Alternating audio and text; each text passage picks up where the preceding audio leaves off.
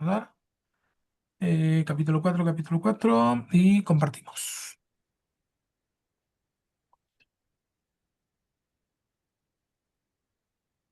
Perfecto. El monacato.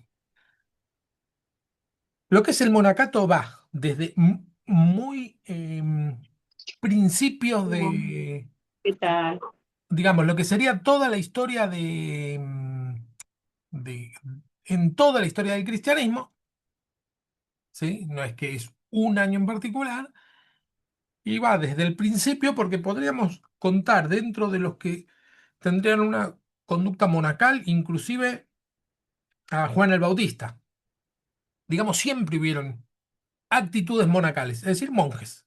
O personas, porque a veces nosotros pensamos en monje, pensamos a alguien con una capucha negra, ¿no? Vestido con una especie de túnica. Pero el monje en sí sería una persona que se retira al desierto a buscar una vida de santidad y comunión con Dios. Ese sería el concepto primordial del monje. Eh, entonces, siempre hubo, pero por eso vamos a ver, los primeros siglos son una especie de primeras muestras o primeros, algunas personas que no podemos dejar aparte, pero a partir de el siglo cuarto, cuando la iglesia pasa a ser oficial, la idea de un monasterio empieza a ser contracultural, ¿sí? Ahora, para nosotros, un monasterio, bueno, son personas que son religiosos. ¿Está bien? Que decir, bueno, en lugar de ir a predicar donde hace falta, se recluyen, ¿no? Desde nuestra perspectiva, bueno, no están haciendo la voluntad de Dios. Pero desde la perspectiva o el paradigma de la Edad Media, no solo estaban haciendo la voluntad de Dios, sino que era una denuncia a la corrupción que se había formado, como vimos en la clase pasada, la corrupción que había en la Iglesia Católica. Cuanto más corrupta era la Iglesia católica, más llamaban la atención estos monjes. Entonces, lo consideramos dentro del estudio este como las primeras señales de discrepancia con con la religión oficial. Es decir, no estaban tan de acuerdo que las cosas se hagan como se venían haciendo, no llegaron a romper la iglesia, como después pasó con la reforma, no llegaron a romperla, pero estaban bastante disconformes. Así que lo tomamos en ese sentido, capítulo 4 como una señal. Monacato cristiano. Una de las más tempranas reacciones a la corrupción de la iglesia romana fue el movimiento monacal que nace como una forma alternativa a lo que acabo de decir. ¿Está bien? La primera forma que vamos a ver es lo que se llama el monacato eremítico. Eremítico que deriva del griego que significa desierto, es decir, personas que se van al desierto. Por eso podríamos decir, que Juan el Bautista sería una especie de monje eremítico. La forma más antigua del monacato eremítico consistía en una vida solitaria, retirada de los centros urbanos, orientada a la oración, el ayuno, el trabajo manual y la lucha espiritual. Bien, el primero es Antonio Abad. Estos son los dibujitos históricos de estos personajes. No les hicieron retratos en el momento en que ellos vivían. ¿Sí? Sino que tenemos algún tipo de dibujos muy posteriores de estos personajes. Inclusive la mayoría los vamos a ver que tienen aureolas. Yo en algunos lo que hice fue no me acuerdo en qué programa de inteligencia artificial, creo que Gemini, pedirle que ese dibujo me lo ponga de forma real, de más o menos cómo sería, que es un desastre, pues son horribles las cosas con inteligencia artificial, pero ahí está un tipo más o menos con cara real. En este que no es el caso, ¿no? Pero después más adelante lo vamos a ver. Bueno, primero, Antonio Abad. em, Se convirtió en la figura más emblemática de los ascetas cristianos. El asceta es eso, ¿sí? Una persona que abandona la vida social y se va a vivir de una forma totalmente rudimentaria y humilde. La amplia difusión de ese relato hizo que su forma de vida no quedara como una rareza personal, sino que funcionara como un modelo para muchos otros. Este Abad pasó a ser, corté y pegué del libro, es una figura emblemática del cual Antonio Abad que pasa a ser uno de los principales, ¿sí? No se puede hablar de este monasterio sin hablar de este abad. Nació en el seno de una familia egipcia acomodada, es decir, tenía dinero, hacia mediados del siglo III, todavía la iglesia perseguida, ¿ah? Y fue criado desde niño en la fe cristiana. La muerte temprana de sus padres lo dejó, siendo todavía joven, a cargo de su hermana menor. ¿Sí? Él era joven y tenía una hermanita, entonces él quedó a cargo. Durante una lectura escuchó cuando Jesús le decía al rico: vende todo lo que tienes y dalo a los pobres y sígueme. ¿Se acuerdan ese pasaje? Ese texto lo entendió como una interpelación directa. Poco después regaló las tierras heredadas entre los aldeanos, regaló, ¿no? A los aldeanos las tierras, vendió todos los bienes y entregó el dinero a los pobres, es decir, se despojó de todo lo que tenía. En un primer momento tenía a la hermanita a cargo, ¿no? Dijo, bueno, voy a reservar un puchito para mi hermanita. Pero tras oír, no se preocupan por su vida, qué comerán o qué beberán, ni por su cuerpo, ni cómo vestirán, es decir, parte del sermón del monte, también renunció a ese restito que le había guardado para su hermana y confió a su joven al cuidado de una cristiandad, a una comunidad cristiana de mujeres. Libre ya de responsabilidades familiares, Antonio se estableció en las afueras de las aldeas. ¿Qué piensan? ¿Hizo bien en vender todos los bienes o no?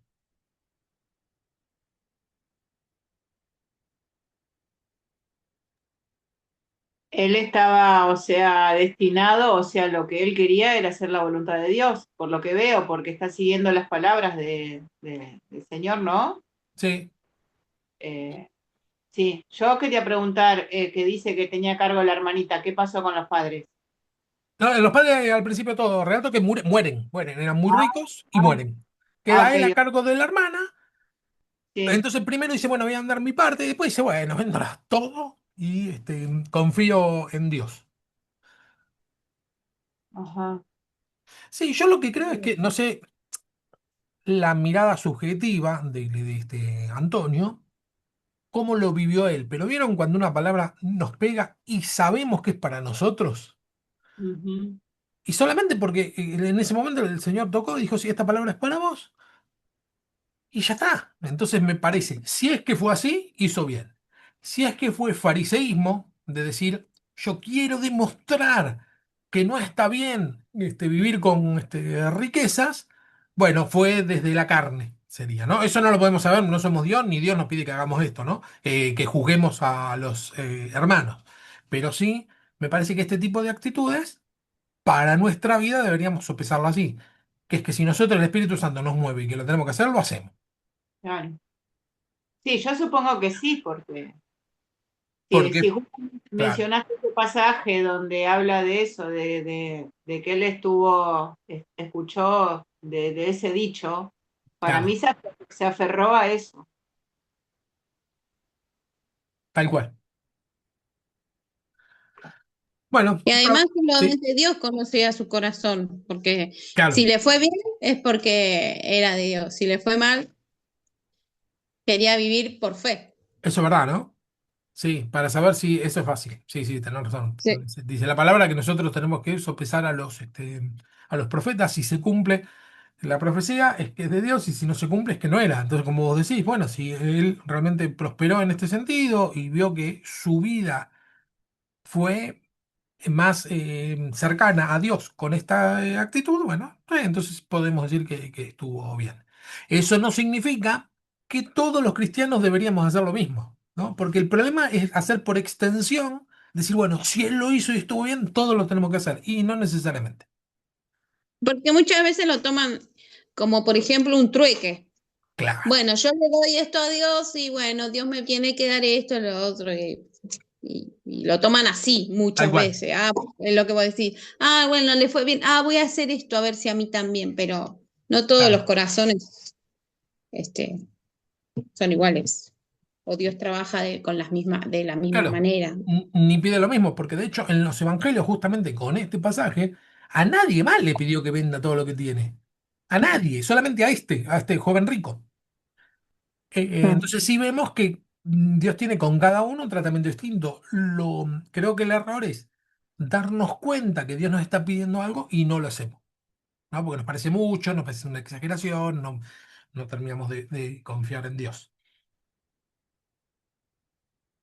Bueno, ¿qué hizo lo primero? Buscó contacto con otros ascetas, es decir, otras personas. Una asceta es, como digo, una persona que se va a vivir de forma solitaria y humilde, de quienes aprendió las prácticas concretas de vida espiritual. Fábrica, dije, no sé por qué. La oración constante, la mansedumbre, la paciencia, el dominio propio, fueron adquiriendo propias en una disciplina cada vez más exigente. Su alimentación se volvió extremadamente austera, comía una sola vez al día, generalmente después de la puesta del sol, y no era raro que prolongara el ayuno durante varios días. ¿Sí? Es decir, que cenaba muy poquito y no siempre cenaba. Dormía poco y sin comodidades, muchas veces directamente sobre el suelo y evitaba todo lo que pudiera interpretarse como una concesión de bienestar corporal. Acá ya vemos que tiene más que ver con una cultura que con una exigencia bíblica.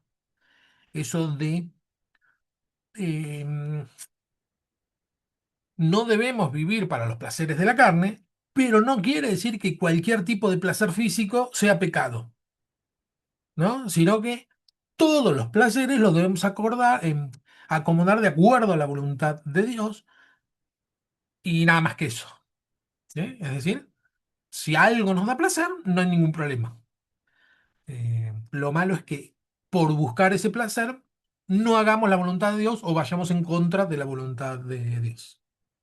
Durante una de las persecuciones del siglo IV, Antonio abandonó, persecuciones a los cristianos, ¿no? ¿Se acuerdan que estamos en una época complicada para los cristianos? Persecuciones. Antonio abandonó su retiro y se trasladó a Alejandría. Uno imaginaría, bueno, se trasladó porque lo estaban persiguiendo. No. La persecución era en Alejandría. Entonces él salió del desierto donde nadie lo perseguía y se fue al lugar donde había persecución para los cristianos, ¿no? Como una especie de compromiso con la vida cristiana. Esperaba sin éxito correr la misma suerte que los mártires. Es decir, esto lo dicen algunos autores, esto lo saqué de Romero, es una especulación. Él no decía yo quiero ser un mártir, pero sí veíamos que se exponía de una manera como si buscara ser un mártir. Cuando cesó la persecución, regresó al desierto y endureció todavía más su régimen de vida, intensificando los ayunos y el desprecio por cualquier forma de confort. Muchas personas acudían a él en busca de orientación espiritual o esperando alguna curación milagrosa.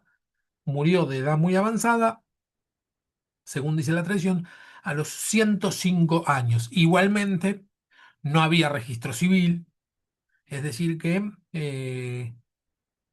a veces personas eran extremadamente avejentadas y no eran tan viejas como lo parecía. Digamos, no estaba datado las fechas como las datamos ahora.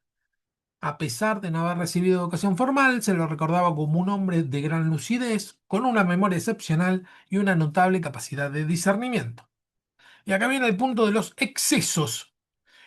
Excesos en la humildad. Bienvenido, Gustavo. Qué bueno verte. Bendiciones, bendiciones. ¿Qué estamos? Me alegro. Bueno, esto ya empecé a hacer los dibujitos con inteligencia artificial, ¿no? Más o menos como para que se vea gráfico esta gente lo que hacía. Se advirtió que la vida solitaria, aunque valiosa, podía derivar en excesos y desequilibrios.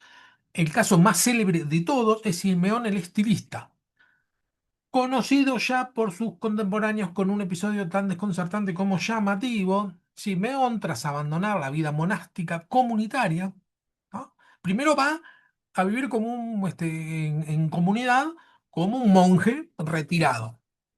Pero dijo, me voy a retirar un poquito más para no molestar.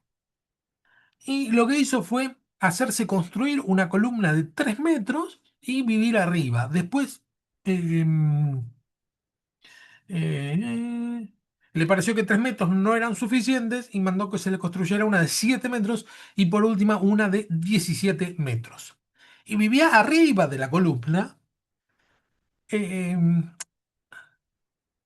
como para estar alejado por completo de la vida y mostrar el sacrificio absoluto donde la mayoría del tiempo tenía que estar parado.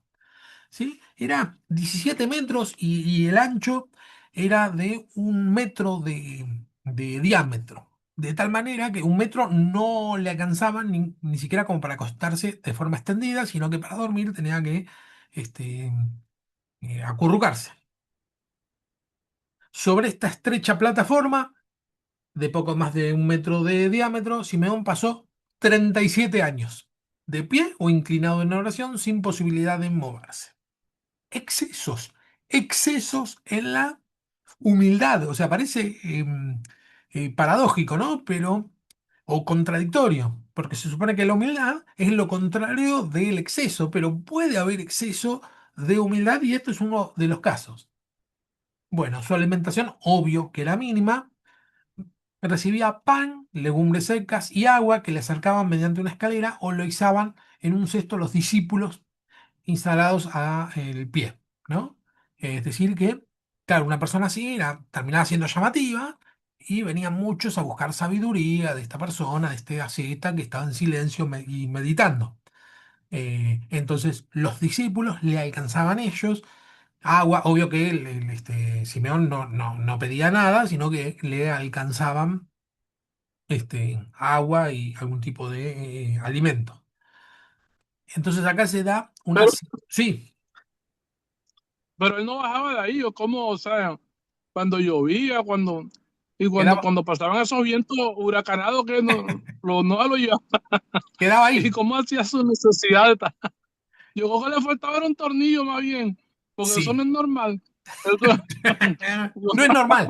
Pero fíjate esta simbiosis. Es, el tipo se hace construir una columna y va a vivir ahí pensando, bueno, si esta es la voluntad de Dios, Dios me va a proveer para que tenga mi alimento y que pueda seguir viviendo. Por otro lado, los discípulos ven a una persona admirable, ¿no? Porque era muy extraordinario lo que hacía, entonces deciden alimentarlo. Entonces el mismo Simeón dice, ah, bueno, es Dios que me está alimentando, esta es la voluntad de Dios, debo quedarme acá. Y sus necesidades las hacía para abajo, ¿no? 37 años sin bajar estuvo. Eh, una exageración. Creo que lo digo más, acá un dato más, en Cuaresma se abstenía completamente de ingerir alimento y todos lo admiraban. ¡Wow! En toda la Cuaresma, que son 40 días, no comía absolutamente nada. Y la paradoja es esta.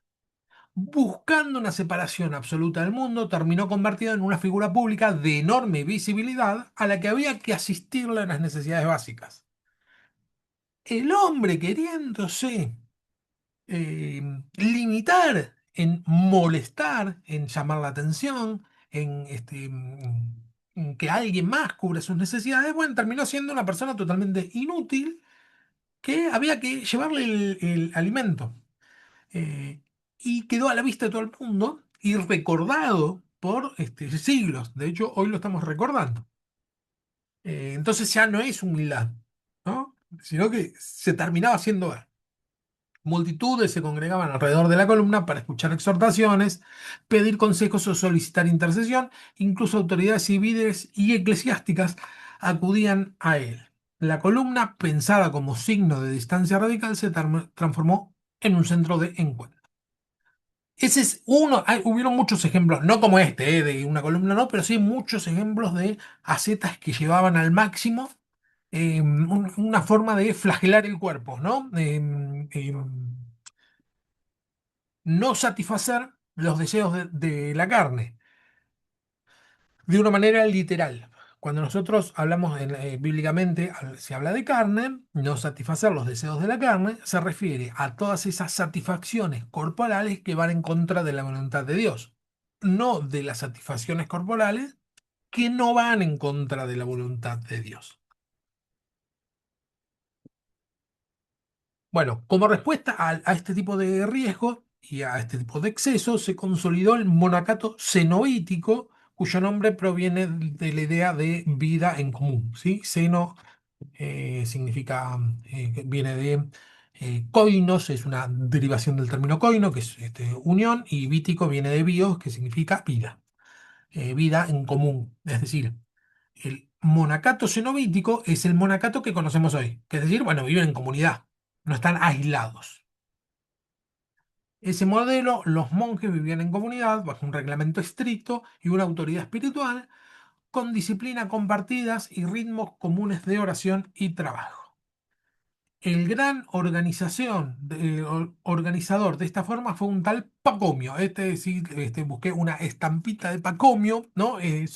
Todos estos personajes, el catolicismo los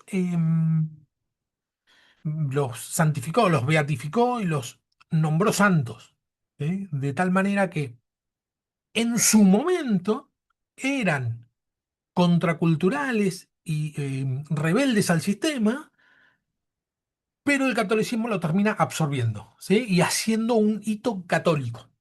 Eso no quiere decir que estos personajes hayan sido eh, de la élite católica, ¿no? Ni mucho menos, justamente todo lo contrario. Bueno, Pacomio nació hace al 292 en Tebas, una pequeña aldea al sur de Egipto, en el seno de una familia pagana. Tuvo escaso contacto con el cristianismo hasta que fue llevado por la fuerza al servicio militar. Durante este periodo, un grupo de cristianos se acercó para asistirlo y consolarlo a él y a otros soldados. Época de cristianos no oficial, ¿eh? Conmovido por este gesto, que lo vinieron a asistir, Pacomio hizo el siguiente voto. Si lograba librarse del ejército, dedicaría su vida al servicio a los demás. Bueno, se salvó, ¿no? De tal manera que dijo, bueno, me voy a dedicar a la vida.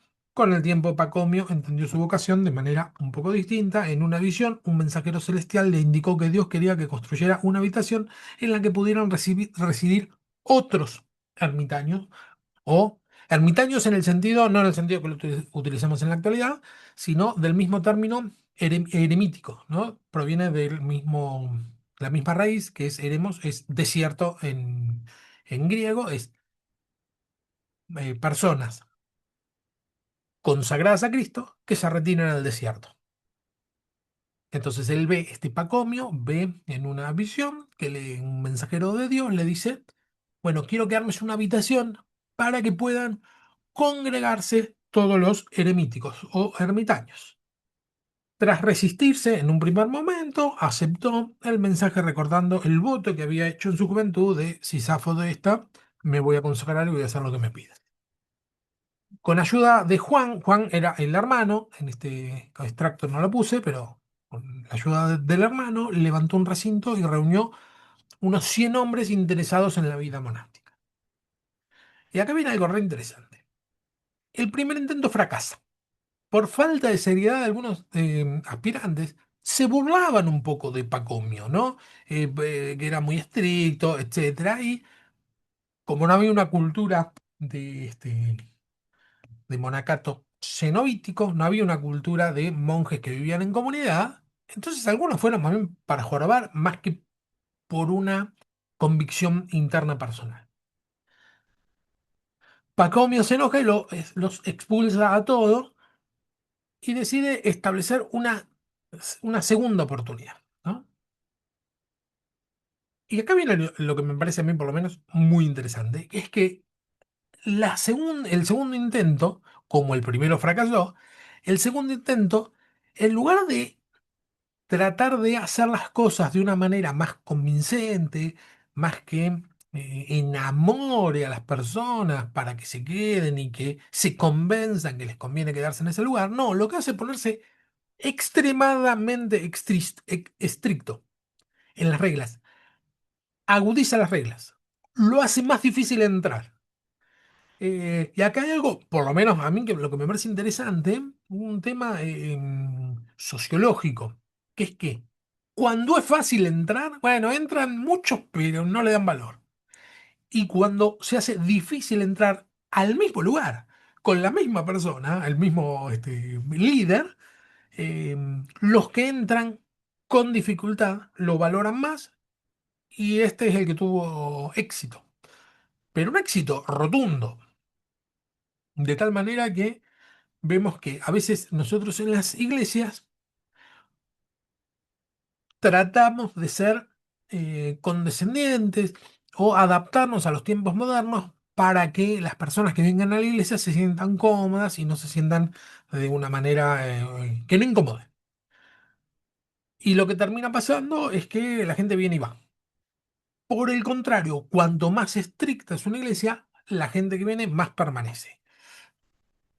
No hay para esto una respuesta taxativa de decir qué es lo que habría que hacer, ¿no? Porque, como dijimos recién, para cada situación, Dios va marcando el camino de la forma en que quiere que trabaje con el pueblo en particular en, cada vez, ¿sí? Es decir, que eh, hay veces que uno tiene que soltar y otras veces tiene que insistir.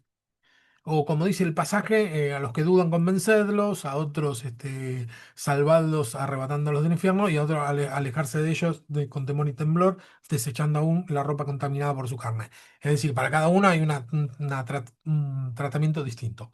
Pero desde el punto de vista sociológico es reinteresante cómo los grupos más estrictos son los que más permanecen y los más laxos son los que más rápido desaparecen. Por lo menos hay un punto ahí para estudiar. Bueno, ¿en qué se basaba la exigencia? Quien deseaba incorporarse como monje pacopiano se presentaba a la puerta del monasterio y no se le abría la puerta. Se presentaba y llamaba y no se le abría. El candidato debía mostrar firmeza permaneciendo varios días en la intemperie solicitando entrar. O sea, eso es lo absolutamente raro. Le fue mal en un primer intento y en el segundo intento eh, ajusta más. Dice, bueno, ahora va a ser más difícil entrar. No es que va a ser más fácil, sino más difícil. Cuando por fin era recibido, quedaba bajo el cuidado del portero y pasaba un tiempo de prueba antes de ser considerado miembro. Luego se le integraba gradualmente a la oración común y finalmente era presentado ante la asamblea para ser asignado a una casa y quedar plenamente incorporado a la vida comunitaria. Este era el pacomio.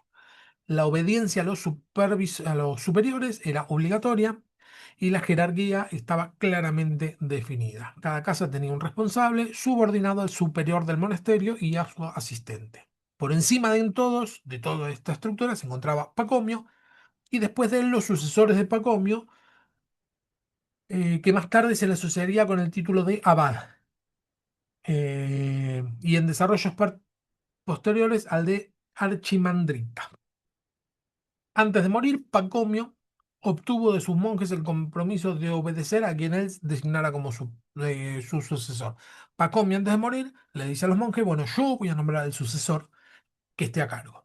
De tal manera que todos aceptaron y tuvo el primer sucesor y quedó como marca que el líder responsable del abad elegiría a sus sucesores a partir de ahí. Bueno, el modelo creció con rapidez. Llegaron a existir varios monasterios, cada uno con numerosos monjes. ¿No? ¿Qué es esto? Yo sí tengo que llamar y esperar que me abran y quedar en la intemperie. Bueno, ¿quién va a ir? Uno piensa, ¿quién va a ir? Bueno, sí, mucha gente. No estoy diciendo ni que está bien ni que está mal, ¿eh? Pero digo, es interesante. La hermana de Pacomio, María, impulsó además comunidades femeninas vinculadas al mismo movimiento. Los monasterios estaban amurallados y organizados con edificios comunes y casas de trabajo. Los monjes vivían de a dos según su oficio y la vida combinaba trabajo con oración regular. Mientras trabajaba, recitaban las escrituras y se reunían en momentos fijados para la oración comunitaria. Bien, el monacato oriental, ¿se acuerdan cuando decimos oriental? Nos estamos refiriendo a, acuérdense, el Imperio Romano se divide en dos, o hay dos sedes importantes. La de Oriente es la de Constantinopla y la de Occidente la de Roma, ¿sí? Que van creciendo en paralelo. Ahora vamos a ver pero un solo personaje de Oriente. Basilio de Cesarea. En el siglo IV, el monacato se profundizó en Oriente, es decir, Constantinopla, y adquirió articulación teológica y eclesial más clara. Aquí se destaca Basilio de Cesarea, quien integró la vida monástica con la vida de la iglesia. Basilio rechazó el aislamiento extremo y propuso comunidades abiertas al servicio, en especial a los pobres y a los enfermos. Es decir, vamos a dedicar nuestra vida en obediencia a Dios extrema, en humildad y pobreza, pero esto tiene que servir para ayudar a los pobres y a los enfermos, ¿no? Es como que vemos un giro social. Su regla monástica, menos rígida que otras que vinieron después, subrayó la caridad. La caridad es hacia los demás, ¿no? La obediencia y la vida fraterna, es decir, la vida entre hermanos. Con Basilio, el monacato dejó de ser una experiencia marginal y se convirtió en una fuerza espiritual integrada a la misión de la iglesia. Este es, volvemos a, ese es el único que vamos a ver de Oriente. Ahora pasamos a Occidente. Benito de Nurcia. Eh, es uno de los más famosos monjes. Benito nació alrededor del 480. Ya estamos hablando, 480, ya estamos hablando de la iglesia no perseguida. Todavía no es perseguidora, pero ya no es perseguida. Eh, en el año 476, Odoacro puso al último emperador de Roma. Hacia el 493, cuando Benito entraba en la adolescencia, Italia quedó bajo el dominio ostrogodo, ¿sí? Es decir, era italiano y es invadida Roma por este Odoacro y los ostrogodos. En ese contexto se entrecruzaban tensiones políticas, religiosas y entre ellas la convivencia conflictiva entre católicos y arrianos. ¿Se acuerdan quiénes eran los arrianos?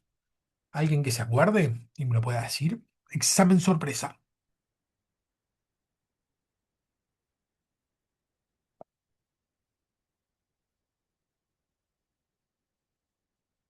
No, no, no.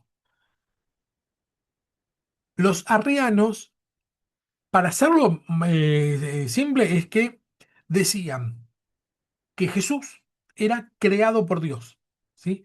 No estaba desde el principio con Dios. Los arrianos, a diferencia de lo que terminó siendo la doctrina oficial de la Iglesia, es que Jesús no era Dios Dios, sino una especie de semidios. No decían con esta palabra, no decían semidios, ¿no? Pero, como para sintetizarlo, sería eso. Los herederos de esta doctrina son los testigos de Jehová, que dicen, es de otra naturaleza. Jesús no es Dios por completo, sino que el Padre es Dios por completo y Jesús es un Dios menor. Esto, dentro de los evangélicos, nosotros no creemos eso, sino que creemos que Jesús es Dios 100%. ¿Sí? Bueno, en este momento hay una pequeña lucha entre católicos y arrianos. Y entonces Benito se retira a vivir a la soledad de una cueva y adoptó un régimen ascético. Otra vez se hace asceta como lo vimos al principio. Según relata Gregorio el Grande, su principal biógrafo, ¿no? Un biógrafo, en una ocasión fue asaltado por una tentación carnal que se acordó de una mujer que había visto. ¿Ibas a decir algo, Nanu? Sí, que esta semana escuché un pastor que decía que para mí que era arriano, porque dijo que la Trinidad no existe, porque en la Biblia no habla de la Trinidad Claro, en ningún lado, que nadie comprueba que Jesús es Dios y que el Espíritu Santo es Dios. Y la Biblia dice que el verbo es hecho carne, o sea, claro, claro. Bueno, no uno. En el principio era el verbo estaba con Dios y el verbo era Dios. Y el verbo se hizo carne. claro, eso. Y está hablando de Jesús. No queda duda con ese pasaje. Pero es cierto Es cierto dos cosas. Si dijo eso, tiene razón en dos cosas. Una, es cierto que en la Biblia no habla de Trinidad, no dice la palabra Trinidad, es una palabra que se buscó para referirse a este concepto. ¿Está bien? Podría discutirse, pero tiene razón. Y por otro lado, lo otro que tiene razón es que no se puede comprobar que Jesús es Dios. No, no se puede comprobar, porque eso lo tomamos por fe. Nada, nada en la Biblia se puede, nada de lo que es de la fe se puede comprobar. Que Dios guía mi camino. Bueno, no lo puedo comprobar, qué sé yo. Simplemente yo entiendo que es así. Dios me salvó. Y no lo puedo comprobar, no, no es científico. Entonces sí, tiene razón, pero nos movemos por fe. Nosotros creemos que la Biblia es la palabra de Dios. Lo hacemos por fe, no se puede comprobar. Podemos comprobar que lo escribieron hombres de Dios. Podemos comprobar que los que lo escribieron estaban convencidos. Pero no podemos, se puede comprobar que sea palabra de Dios. Solamente lo creemos. Sí, esas cosas no se pueden discutir. ¿Y en qué creerá entonces el pastor?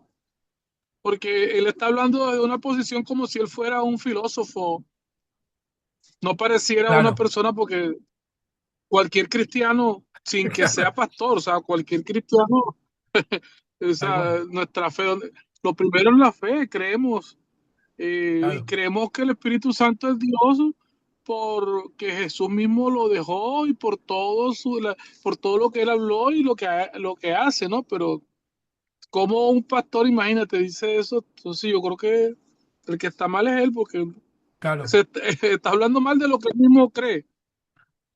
Claro, y uno lo cree por experiencia personal. O Y sea, una confusión sí, también para los demás, para la claro, gente que está aprendiendo o para la gente que quiere creer. O sea, es como que está difamando el evangelio o la creencia de uno, porque si uno está flojo va a decir, este tiene razón y va a buscar, ah, no, si la Biblia no dice eso, tiene razón y va a creer cualquier cosa. es que nuestra fe no se fundamenta en que, no quiero decir algo que suene mal, así que voy a tratar de ajustarlo un poquito más. Nosotros creemos en Dios porque Dios salió a Ah, nuestro encuentro. Nosotros empezamos a creer porque Dios sale a nuestro encuentro y a partir de ahí decimos, ¿para qué es esto? Entonces empezamos a leer la Biblia y Dios nos habla y escuchamos predicaciones y Dios nos habla y entonces empezamos a estudiar cada vez más profundamente y Dios nos sigue hablando. Pero el primer encuentro es porque nos chocamos con Dios. No es porque fuimos a la Biblia a investigar a ver qué es Dios. No, no es que ateos y agarramos la Biblia y decimos, a ver qué podemos entender de Dios. Y no, no va a entender nada de Dios, porque no, no entra por ahí. Entonces, una vez que nos encontramos con Dios, sí, podemos. Yo te puedo hablar de filosofía, de lo que quieras. Ahora, yo me encontré con Cristo y ya está. No se puede poner en duda la verdad personal que tiene cada uno de nosotros de nuestra relación propia con el Señor.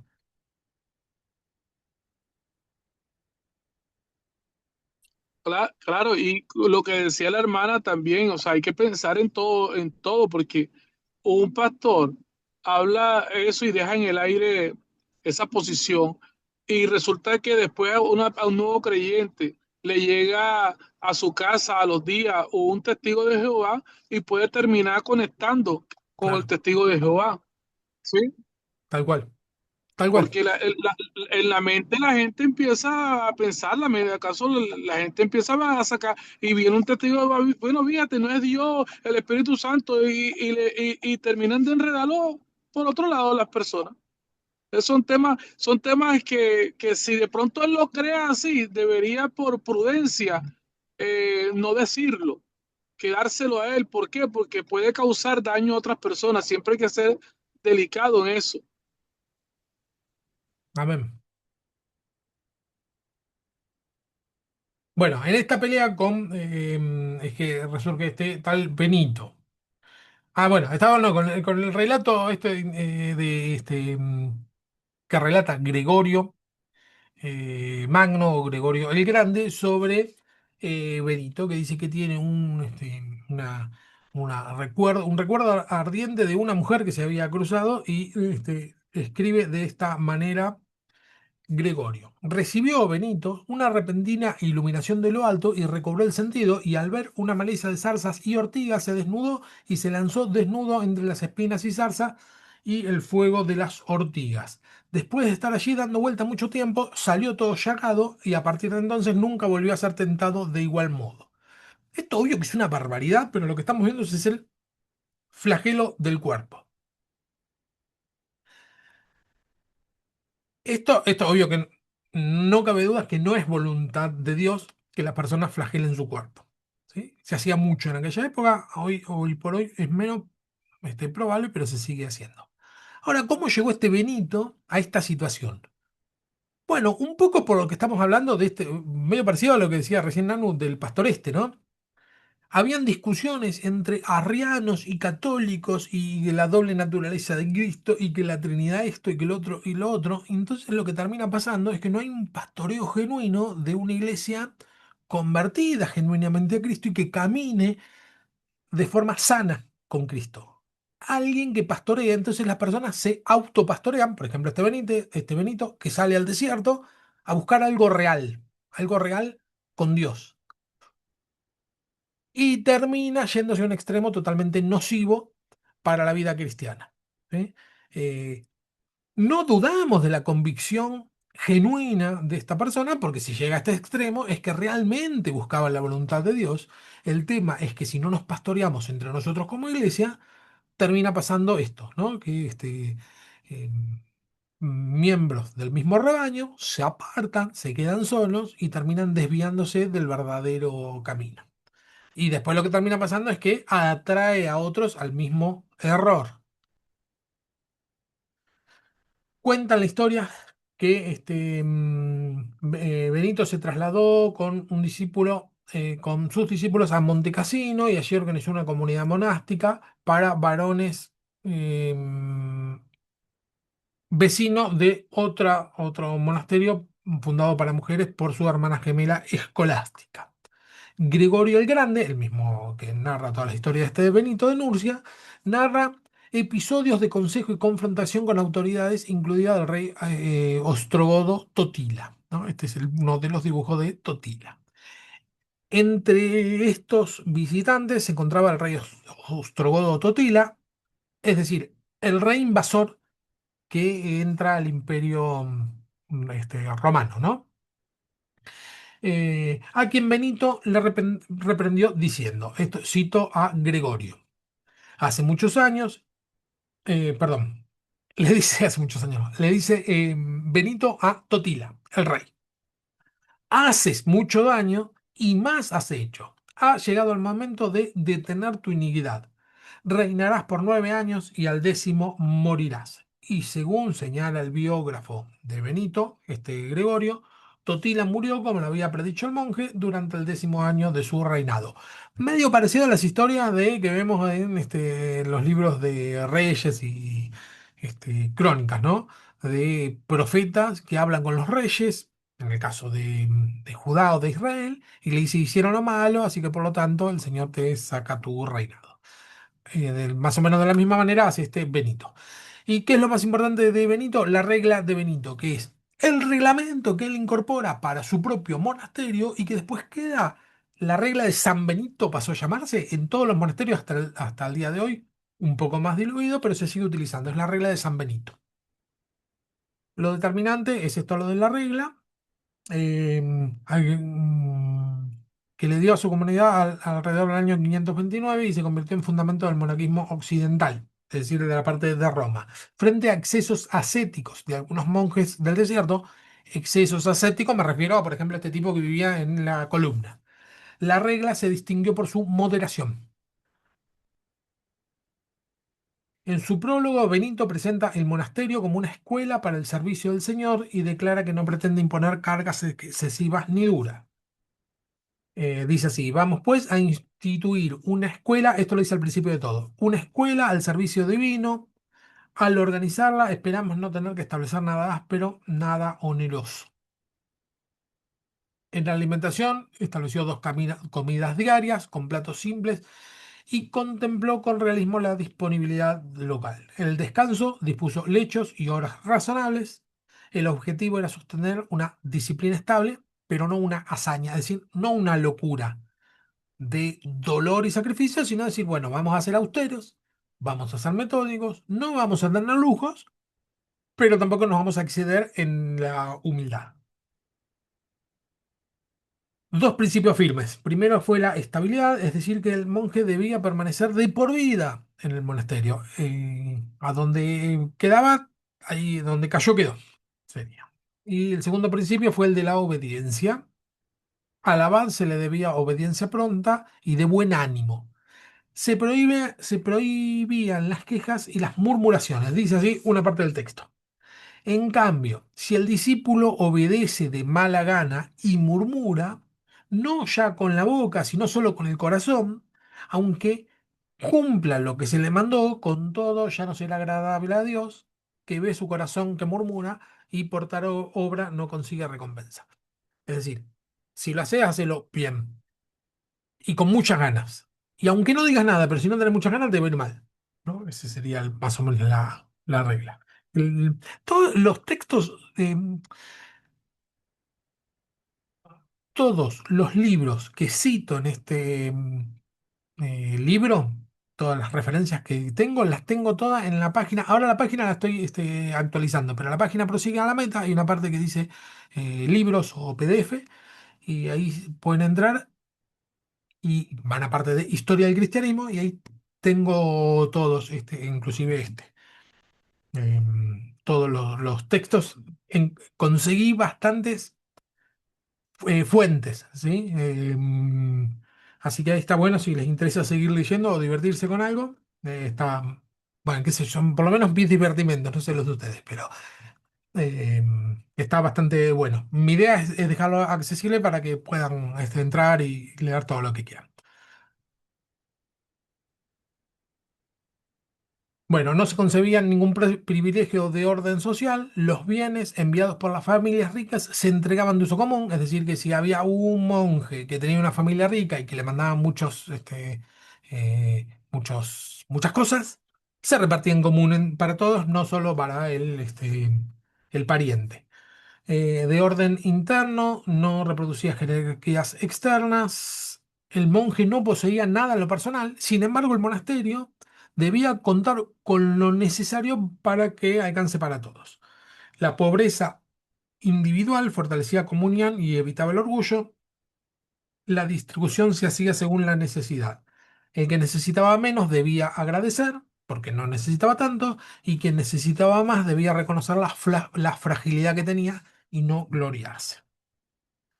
La oración ocupaba el lugar central. La mayor parte de la vida espiritual se desarrollaba en el culto comunitario, celebrado 8 veces al día, 7 durante la jornada y una durante la noche, siguiendo el ritmo de los salmos.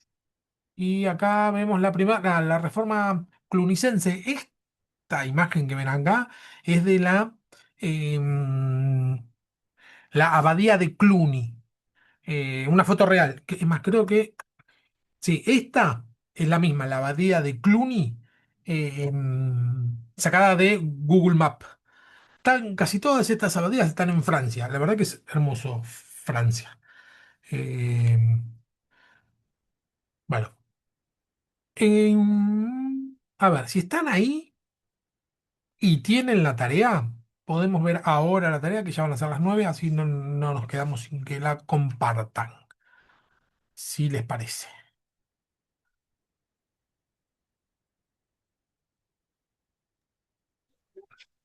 Yo, sinceramente, no lo pude terminar, Fer. Te lo debo, pero estuve mirando informes, leyendo, Bien, pero no pude armarlo todavía. Más o menos lo tengo, pero no lo terminé. Mil disculpas. no te veo ningún problema. Yo la hice, pero más o menos porque vos no me mandaste el libro. Y hasta que no me mande el libro no voy a hacer la tarea. Voy a hacer piquete. ¡No! Sí. Me rebelé. Este viernes te lo mando. No sé cuánto tardará en llegar, pero este viernes te lo mando. No hay problema. Entonces ¿Vale? seguimos. Gustavo, no sé si vos estás manejando o. Pero Gustavo la hice todo. se estuvo poniendo. Todos me estuvieron mandando tareas, ¿eh? Ah, bueno. Pero Sí, la tarea, ¿cuál es la tarea? Yo tengo aquí las que hice, Alianza la con el última. poder, definición de ortodoxia, coerección legal y conflicto entre obispos y emperadores. ¿Puede afirmarse que el poder político del cristianismo implicó un costo espiritual? Fundamente tu respuesta integrado con los distintos ejes del capítulo. Esa es la tarea. Sí, sí, sí, sí, sí, la hice ya. Déjeme que la estoy buscando. Ya va. Bueno, yo Tranquilo. mientras leo la mía. Dale. Bueno, ajá. Definición de ortodoxia, adhesión a la doctrina y tradición teológica correcta y verdadera, fundamentada en la Biblia, la fe de la Iglesia primitiva y los primeros 7 concilios económicos. Entre las alianzas con el poder, los conflictos entre emperadores y obispos, Constantino logró que al tiempo le dé la razón al colocar al Papa y llegó a sustituir la figura del emperador romano de la antigua corte imperial, sugirieron a los cardenales. Eso es lo que pude poner. Está muy bien. Ah, bueno. Sí, Cortito, sí, pero sí. bien. Bien ahí. Es que estaba buscando, me salí porque estaba buscando lo de la Biblia de la Trinidad, que era que decía, que Ajá. me quedé con eso. Ah, bien, bien, bien.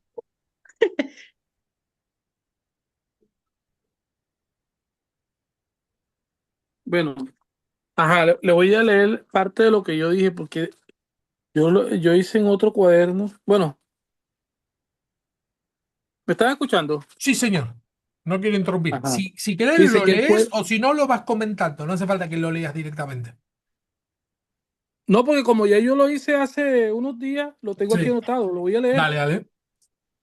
pero o sea, hay una parte que lo copié de internet, pero esto que te voy a decir fue lo que yo interpreté, esto, lo que te voy a leer ahorita. Sí. Ahora mismo, ajá, dice que se puede afirmarse que el triunfo político del cristianismo implicó un costo espiritual, ¿no? Esa es la pregunta. Sí, señor. Ok. Dice, por supuesto que sí. Afectó muchísimo la parte Ah, espiritual de la iglesia. Al ser absorbida por el imperio, empezó a perder su verdadera esencia, excepto algunos cristianos, que eran minorías, grupos, tales como los monjes, por ejemplo, que se esforzaron por no verse enredados o arrastrados por el imperio en su nueva fase de dominio. El, Al el emperador tomar lugar en decisiones en las cosas referentes a la iglesia, usurpó un lugar que no le pertenecía, autorizó ritos y costumbres paganas y las fusionó, o sea, las unió con los de la iglesia. Eh, si decían ser seguidores de Cristo, ¿en dónde les quedó la misericordia, el amor al prójimo, el perdonar, el no matarás? Persecuciones que al, persecuciones al que hablase distinto o quisiera protestar por los desvíos doctrinales, etcétera. Caso Donato. sí. Creo que la iglesia logró conquistar Roma, llegar hasta sus más altas esferas de poder, pero el emperador jugó una maniobra que le vino de maravilla en medio de la crisis interna. Pero también la iglesia se doblegó y se desdibujó, aunque hay que aclarar que prácticamente quedó sin elección. Fue un cambio abusivo, atropellado en uso del poder imperial. Para mí, Constantino nunca fue cristiano convertido. ¿Dónde están sus frutos? Sí.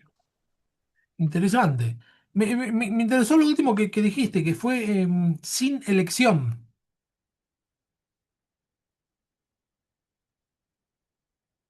Sí, eso fue el imperio de una manera posesiva y ahí no Claro, hubo una votación, no hubo una democracia. ¿Qué opinan ustedes? Vamos a reunirnos.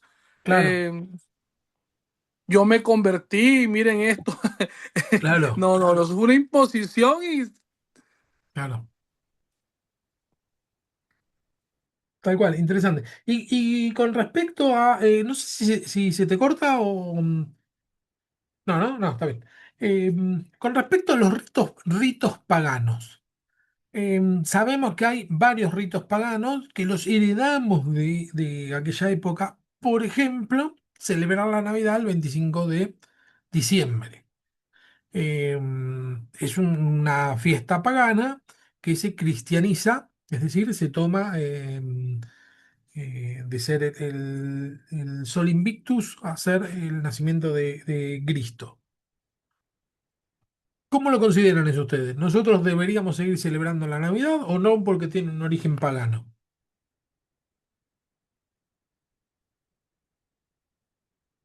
A ver, yo pienso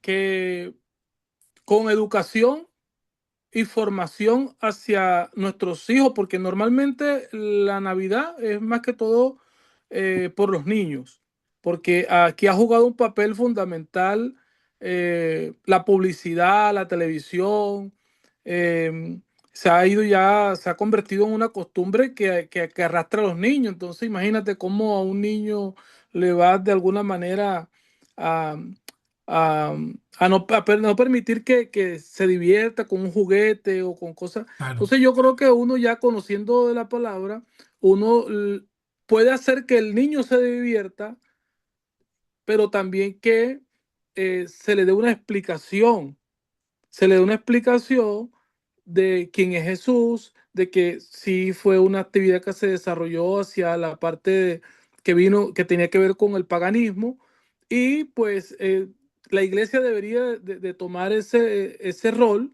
Y de hecho sí, yo he conocido iglesias donde ese mismo día se hacen celebraciones y se invitan a los niños a ese día, y se les explica para de alguna manera darle eh, sacar a los niños de de ese, de ese paquete de mundo que se le ha ido ofreciendo, y darle una educación para que vayan creciendo conforme a, vayan creciendo más claro, vayan claro, creciendo más claro, ¿sí? Eh, porque el problema está, yo conozco mucha gente que a los pesebres les prendían velas entonces era como idolatrar al pesebre y todo lo que tiene que ver. claro, Entonces ya iba, porque van agarrando muchas vertientes si no se aclara.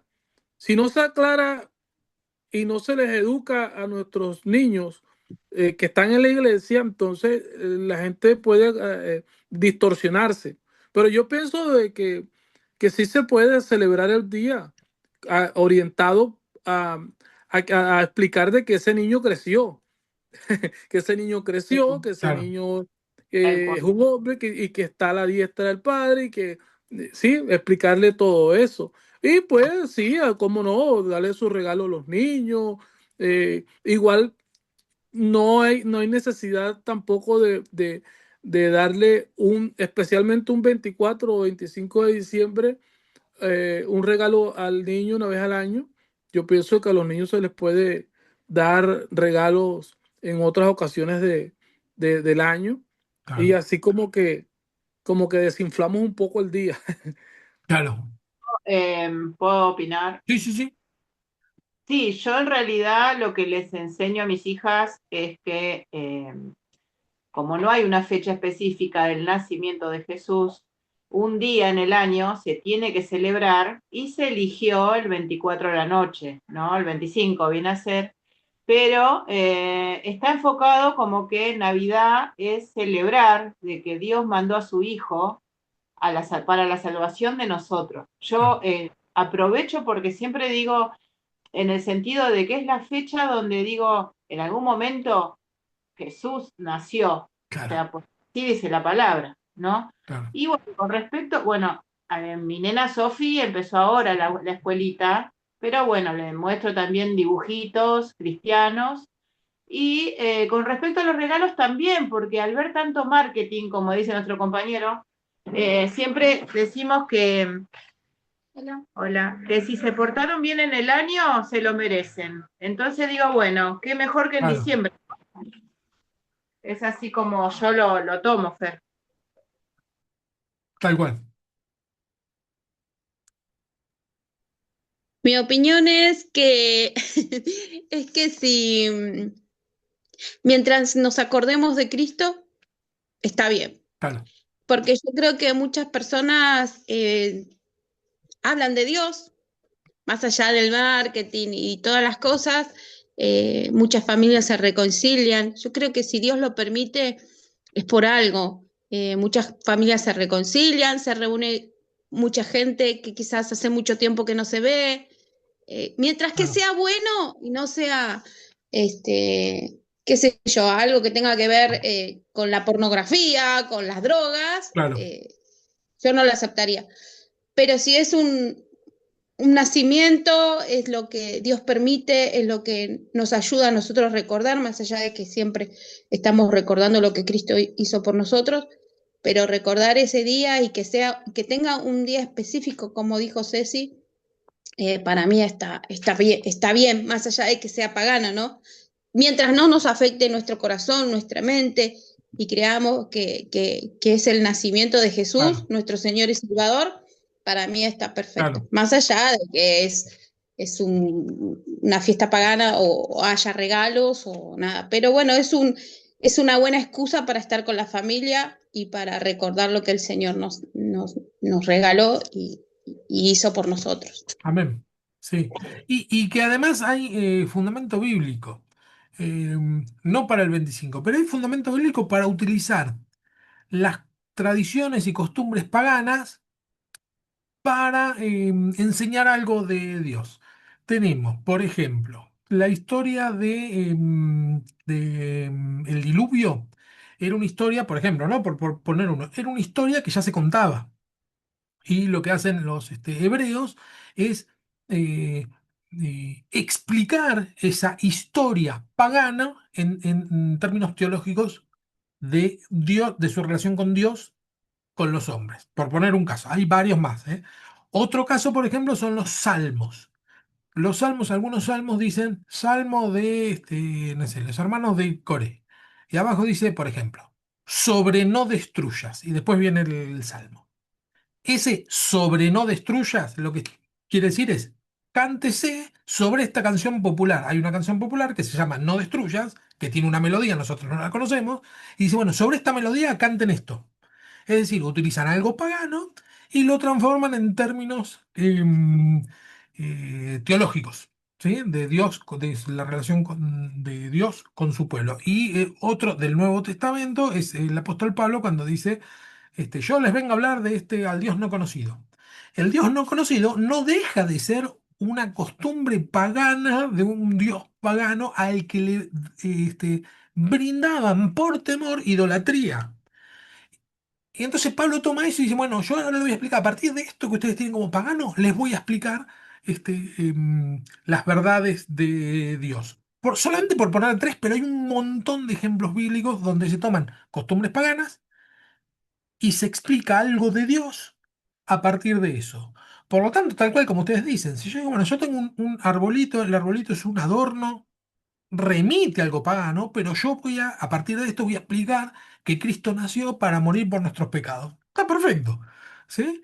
Eh, ¿Y por qué lo menciono? No es que nos lo mencionó Gustavo, pero no es por irnos por las ramas, sino que porque en esta época la Iglesia Católica incorporó casi todos elementos paganos que quedaron en los clásicos cristianos. ¿Sí? Muchos como evangélicos no les llevamos en la punta y otros inevitablemente sí, como por ejemplo la Navidad.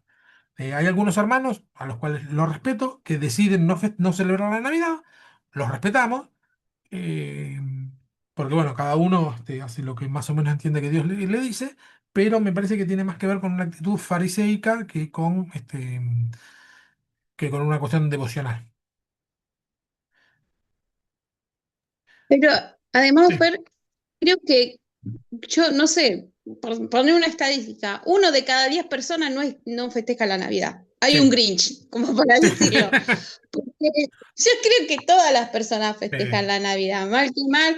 Es muy, yo no, o sea, una sola persona, capaz que de 10 como te digo, festeja claro, la Navidad y dice, me voy a comer un asadito con fulanito porque es mi amigo, porque es mi familia. Y todas claro, las personas se acuerdan de Dios. No es que claro. dicen, viene gordito Papá Noel. No, No, todos festejan Navidad, tal cual, se acuerdan de Dios, se acuerdan del nacimiento. tal cual. Por eso te digo, que yo creo que por algo Dios lo puso y no hay persona que diga, no, esto no se festeja porque nació Papá Noel. No, nació Cristo Claro, y recuerdan a Jesús. Y en Aparte, todos lados te ponen un pesebre o se celebra claro. o algo. Aparte también, Nanu, también veo que de acuerdo a la fecha, ¿no? Es como que las iglesias, por lo general, porque no todas, aprovechan para predicar Claro, con versículos, señalando invitando a la gente que abra su Biblia, que lea, que aprenda. Y por ese lado también me parece productivo dentro de todo. Igual que la Semana Santa, ¿no? Nosotros tal cual. tuvimos Santa Cena, la verdad que se vuelve a repasar y a recordar todos esos momentos tan importantes, ¿no? Que tenemos que saber como cristianos. A mí me parece en ese sentido positivo. Claro, como que en este tiempo, en estas fechas, la gente es como que se vuelve sensible. Y Claro. entonces ahí es como que es aprovechar ese momento de la gente. Yo creo eso, ¿no? Y Tal cual. hablando de pagano también, algo que me resonó mucho, no sé por qué, si el Espíritu Santo, pero lo hablé con el pastor del tema del carnaval. El carnaval es la idolatría al dios Baal, ¿no? Que sacrificaba niños. Y justo qué casualidad que atrás de la semana, o sea, del carnaval viene la Semana Santa. Es como que el enemigo, es lo que yo hablé con el pastor, es como que aprovecha todo este tiempo para la gente que está incrédula o la gente que no conoce, llevarla por el mal camino y perderla, porque la verdad que es así. Los carnavales, los corsos, es para, o sea, que pase lo que tenga que pasar, o sea, es un desastre, o sea, toman, Mm. se drogan, y es una cosa muy, le digo, no sé por qué, pero lo sentí de parte de Dios de que esas cosas también, el enemigo es cuando está esperando esa fecha también para desviar a la gente, ¿no? Sí, Como la fiesta de Halloween. ¿cómo? Como la fiesta de Halloween, que Claro. ahora es como que está muy moderna y yo me acuerdo que una vez estudié y decía que este, los macumberos, o sea, toda la gente esa se prepara un mes y medio porque para entregar a los chicos y todo eso y es horrible y quizás nosotros estamos como, ah, no, es una fiestita nomás, es algo común. Sí, también, y como el carnaval, están todo el año preparando el traje y ¿qué pasa? ¿Cuál es el símbolo del carnaval? Es la máscara. ¿Por qué? Porque al otro día la almacenera, la kiosquera, de carnicería, no sé, lo que hice anoche no me acuerdo y aparte no me vieron porque usé mi disfraz y mi máscara. Es algo muy pagano para mí el carnaval. Sí, Yo quería agregar que veo con mucha preocupación, bueno, yo me imagino que ustedes allá también eh, han logrado ver ciertas cosas que lamentablemente es permitido por el liderazgo cristiano o algunos liderazgos cristianos en este tema, porque es que a veces falta coherencia, porque una cosa es que nosotros podamos de alguna manera eh, reorientar el tema del día del 25 de diciembre, educando a nuestros hijos, a los niños, y otra cosa que no tiene para mí justificación ni negociación alguna es, por ejemplo, el Halloween y los carnavales. Pero hoy día, como lamentablemente hay iglesias que no tienen, son, no tienen como una cobertura que los supervise. Es como que cada quien hace lo que quiere y ya. Entonces, vemos iglesias aquí en Estados Unidos, iglesias celebrando un día de Halloween. Y entonces como veo que el cristianismo en ciertos casos, hay un dicho que dice ya que a veces hay gente que no le puedes dar la mano porque se agarran el brazo. sí. Entonces creo que también está ocurriendo dentro del cristianismo. O sea, una cosa es el tema del 25 de diciembre y otra cosa es el Halloween.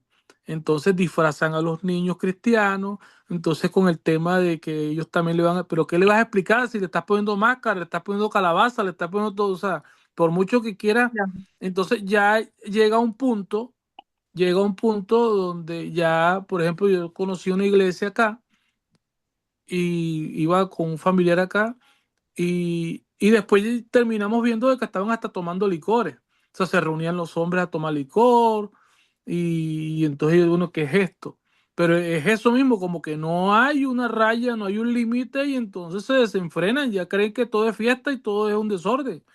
Entonces al desorden lo tratan de acomodar a la iglesia Es para como, supuestamente tratar de tener a la gente contenta, ¿entiendes? claro. Entonces, Sí, sí, sí, es como dicen, Gustavo, a veces hay madres que ponerle, yo lo que veo que dicen, no, pero ya mi nena la disfrazo de princesa, la disfrazo de ángel, es también la estás disfrazando y estás perteneciendo, a ver, yo estoy estudiando psicología y también hay una parte donde dicen que a veces el inconsciente te hace hacer cosas donde estás a la vista de todos compartiendo algo pagano, algo que no está visto con ojos agradables de Dios, ¿no?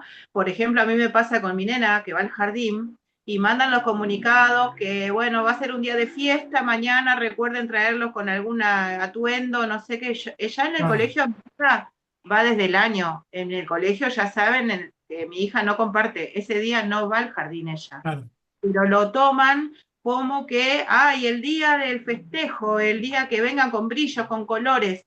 Y eso es algo que, bueno, nosotros que estamos estudiando la palabra sabemos que el enemigo es sutil y el enemigo entra por eso, justamente, por la atención a los niños, por algo inocente, y así es como van entrando en ese camino, ¿no? tal cual.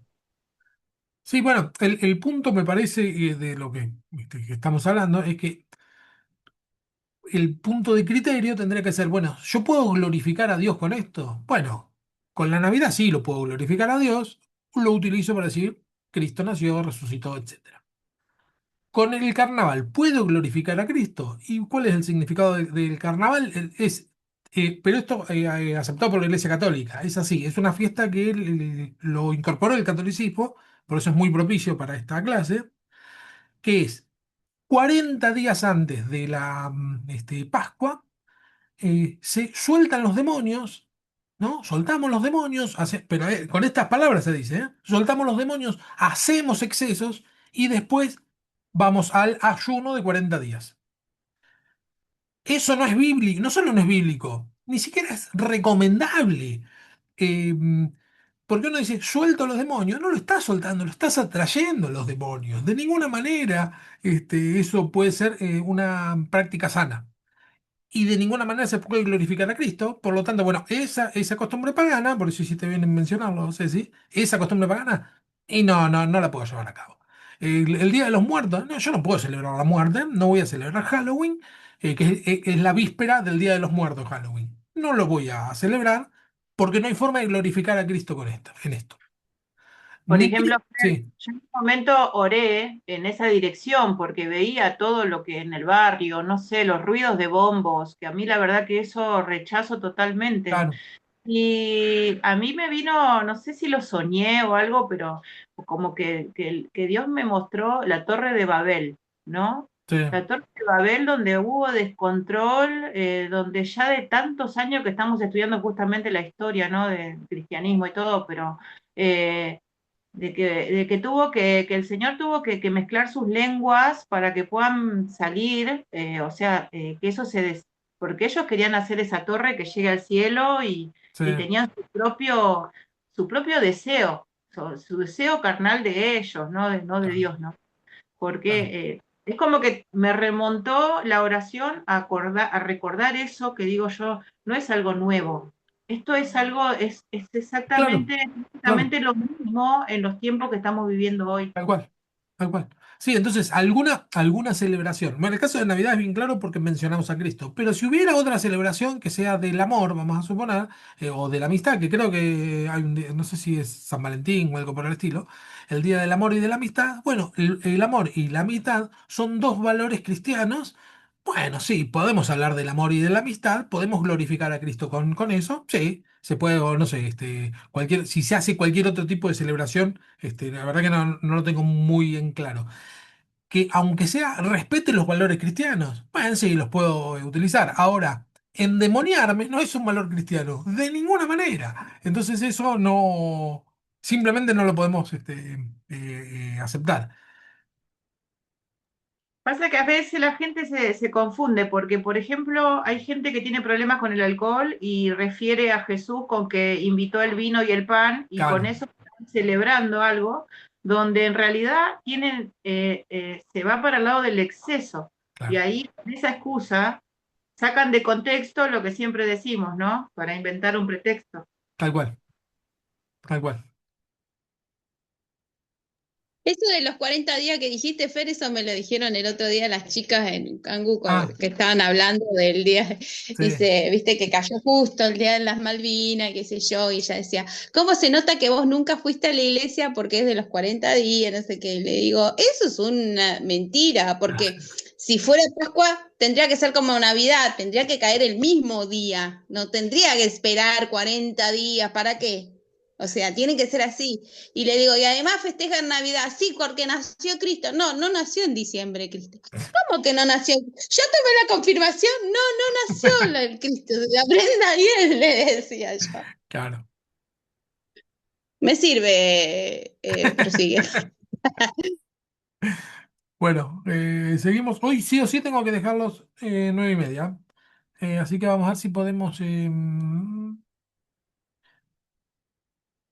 Vamos con un par más. Lo que pasa es que en este sentido, todo lo que es monacal, bueno, por ahí hay algo medio anecdótico, como este hombre que vivía en la columna. Y después, más o menos, todos se rigen por lo mismo, que sería así: ¿cuál es el tema con el monasterio? Resumiéndolo, sería. Buscan una vida separada de la corrupción. Una vez que se separan, bueno, ¿cómo vivimos? Bueno, dedicada a la oración es una de las opciones. Si me dedico exclusivamente a la oración, necesito sirvientes que me hagan las cosas, es decir, que siembren, cocinen y consigan agua, ¿no? Lo básico. Decimos, bueno, vamos a comer legumbres. Bueno, alguien tiene que sembrar esas legumbres. Entonces, si yo me voy a dedicar exclusivamente a la oración, no me puedo dedicar a este tipo de cuestiones mundanas. Esa es una opción. La otra opción es decir, no, vamos a dedicarnos a todo, ¿sí? Nos vamos a hacer vamos a trabajar en la tierra y vamos a producir nuestros propios alimentos. Bueno, vas a hacer una comunidad que no está dedicada a Dios, te van a decir los otros, ¿no?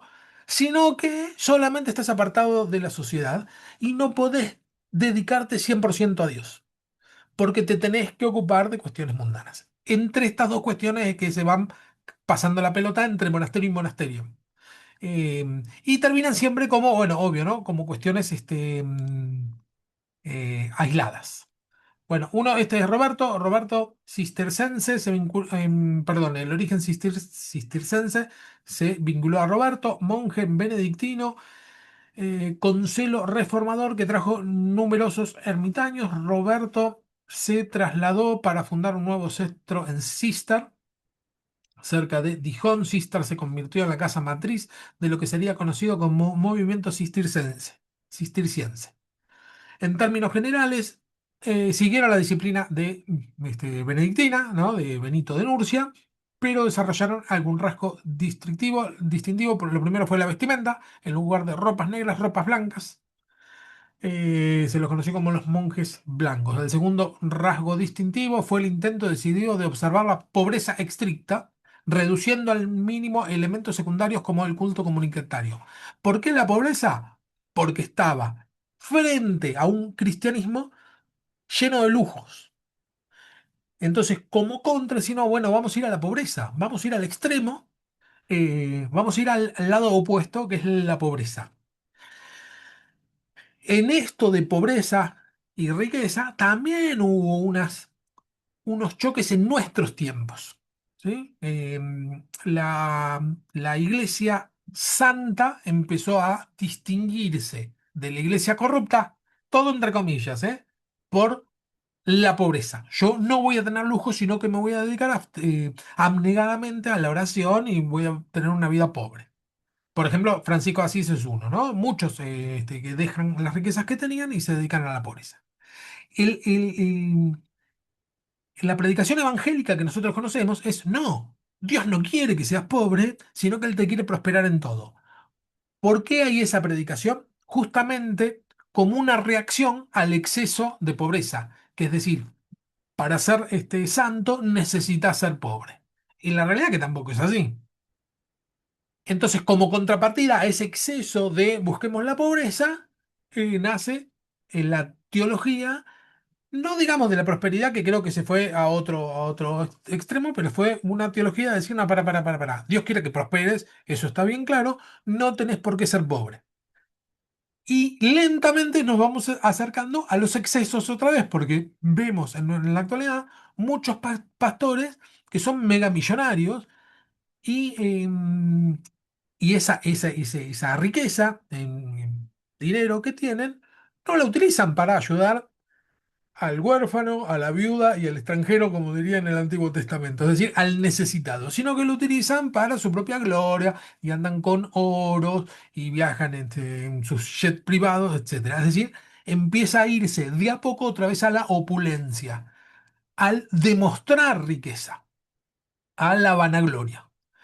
Entonces, necesariamente va a volver el ciclo, a decir, bueno, a esto le va a surgir una oposición y decir, no, no, no, no, estoy hablando de cristianos evangélicos, ¿eh? Que dicen, no, no, no, yo riquezas no, no me hables de la teología de la prosperidad, esto no es, no lo veo bien, y corremos el riesgo de irnos otra vez a la extrema pobreza, ¿sí? ¿Por qué? Porque a veces nos cuesta mucho encontrar el equilibrio entre estos extremos, ¿sí? Bueno, estos se van a la pobreza extrema. El tercer rasgo fue la elección de lugares apartados para fundar monasterios lejos de los centros urbanos. Limpiaban y cultivaban la tierra con su propio trabajo, a diferencia de otros que no lo hacían. Sí, sí, sí. Sí, Fer, no sé cómo formular la pregunta, pero en la palabra habla de que, bueno, lo que habla siempre la iglesia, de que podamos sembrar para cosechar, ¿no? Todo esto de la prosperidad. Ellos no sabían nada de esto, porque hay parte de la palabra que dice que sobreabundará los graneros, no recuerdo dónde está, en Sí, qué versículo, pero eso que no lo tenían en mente, o sea, era su forma de vida cómo sí. vivía la gente. Pero no, tiene que ver con lo que yo estoy viendo mal en mi entorno. Yo veo que hay opulencia y bueno, encuentro un montón de pasajes que dice bienaventurados los pobres, porque Marcos dice bienaventurados los pobres porque de ellos será el reino de los cielos. Después Lucas dice bienaventurados los pobres en espíritu, pero Marcos Claro, dice bienaventurados los pobres. Después tenemos Santiago que dice ricos lloren porque su riqueza se les va a podrir. Hay un montón de pasajes donde dice los ricos la van a pasar mal y yo bendigo a los pobres. Entonces, cuando vos ves mucha opulencia y ostentación de dinero, sí, naturalmente salen a decir, pará, esto no está bien. Y encontrás pasajes bíblicos que te dicen que no está bien. Y te vas como humanidad, ¿eh? Nos vamos a la pobreza estricta. Y entonces, como vos decís, es decir, vos lo ves y decís, pará, ¿cómo pobreza? Si la palabra dice, yo quiero que seas prosperado en todo. claro. Aparte tenemos el rey del dueño de la plata y el Tal oro, y cual, es lo tal que cual. sí, nosotros siempre predicamos justamente eso, Claro. porque es como que no le encuentro, bueno, No, lo agarraron de ese lado, porque en sí. realidad vivir arriba de una columna, o sea, es algo muy loco. Sí, porque el punto es que cuando vemos que hay pasajes que hablan de una cosa y de la otra, de lo que está hablando es de los excesos. ¿Sí? Claro, No podés vivir miserablemente y no podés vivir en la opulencia siendo que tu hermano no tiene para comer. sí, eso Entonces, a eso se refiere y uno tiene que encontrar el punto medio. claro, Vivir ellos encontrar el punto medio con sabiduría. eran bastante extremistas, Claro. agarraban de eso nada Tal más. cual. Y en nuestro caso, para nuestra realidad social es que estamos más cerca de ser pobres que de ser ricos, nosotros que estamos acá. Estamos mucho más, nos resulta mucho más fácil ser pobres que ser ricos. Entonces, ¿qué pasa? Nosotros, como una especie de reacción normal, pretendemos salir de la pobreza, ¿no? No pretendemos quedarnos en la pobreza porque nacimos en Latinoamérica, que es más bien pobre, y bueno, es remarla, ¿no? Entonces encontramos pasajes que nos alientan a que vamos a salir ahí adelante. No vamos a quedar así. Pero bueno, tiene que ver con eso, ¿no? Con encontrar el punto. Quería Sí, preguntarle que para ese entonces ¿qué papel jugaba la mujer en el monasterio? Si solamente era personal masculino. Y la otra pregunta que quería hacerle era que eh, hay evidencia para este tiempo de, de sanaciones sobrenaturales, de, de manifestación del Espíritu Santo a través de estos monjes. Mm, Porque cuando hablamos del Evangelio vemos anteriormente de que hacían milagros sobrenaturales, se hacían milagros a través de ellos.